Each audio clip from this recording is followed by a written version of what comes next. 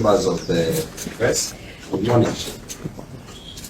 I want to take this opportunity to condemn the contemptuous act by the National Assembly to blatantly, intentionally, and deliberately disobey court orders without any legal justification.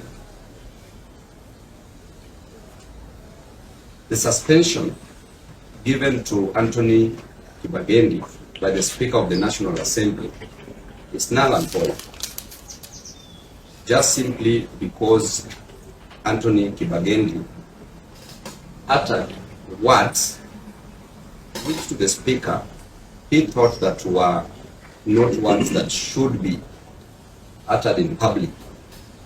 And I want to say that Kibagendi had a right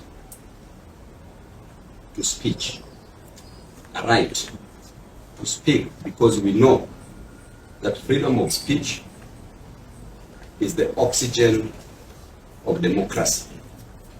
He spoke outside Parliament, and therefore whatever he said is not binding inside Parliament or within the precincts of Parliament.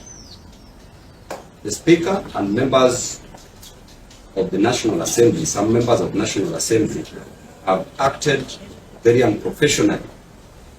It is unprofessional, both unprofessional conduct and a professional misconduct on the side of the Speaker and some members of the National Assembly to disobey court orders whose terms were very clear and ambiguous and binding.